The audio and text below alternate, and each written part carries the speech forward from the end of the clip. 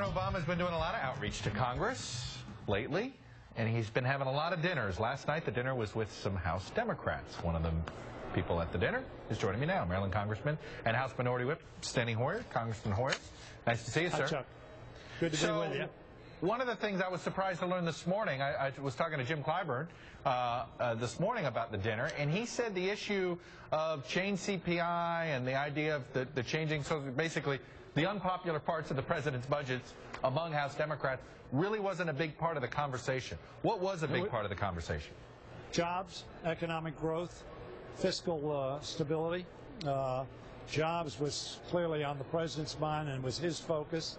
Economic growth of our country and getting us on a fiscally stable path. We talked about all the other issues that are being considered in the Congress. We talked about a Make It in America agenda, which was about jobs, growth in manufacturing, expanding exports.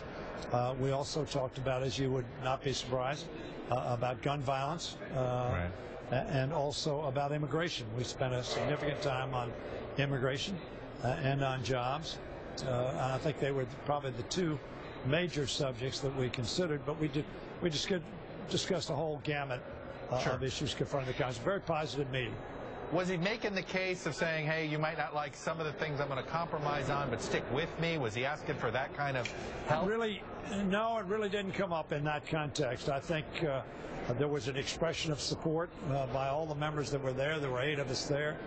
I think the president knows we're supportive of him. That doesn't mean we agree with him on everything, or he agrees with us on everything, every point. But certainly on the big issues, there was agreement, and we expressed support and look forward to continuing to work closely with him to get our country where we think it needs to be. Well, there's going to be potentially an issue of the debt ceiling, and now it looks like it's going to be in the fall, not the summer. That's good news. Everything, you know, economy's picking up, tax receipts. The fact that it's been pushed off is good news. But the issue of whether the debt ceiling becomes a trigger to force negotiations was a question I had for Rob Portman during the fiscal summit earlier this week. Here's what he said. Debt ceiling looks like September, October. Yeah. Is it going to be a crisis when it comes up? And if so, do you actually need it? Is it going to be needed as the trigger to force the talks? Yes. So it is going to be a crisis, and it's needed. Yes. Every single one of the half-dozen proposals that have actually worked to reduce spending in Congress in the last 3 decades has come out of this same process. Steny Hoyer, you've been in this town as long as Rob Portman, perhaps longer. Do you agree with his analysis that the debt ceiling, fair or not, has been the trigger to force these big deals when they've happened? I agree with him that I think historically there has been surrounding the debt ceiling from time to time other issues that have been associated with the debt limit in terms of consideration.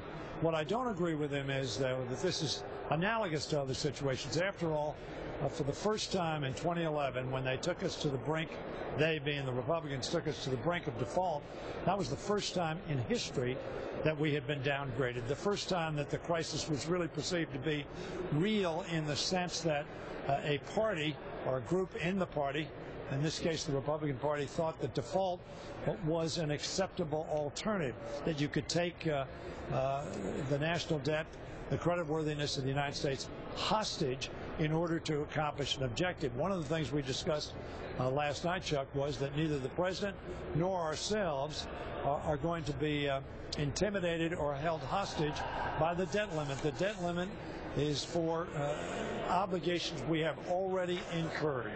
And taking it hostage and saying that the most creditworthy nation on earth won't pay its bill is simply not an acceptable alternative. So to that extent, I disagree with Rob. But there is no doubt that the Republicans have decided once again to use the debt limit as a hostage to policies they want to pursue. All right. Steny Hoyer, House Democratic Whip, thanks for coming on. You bet, Chuck.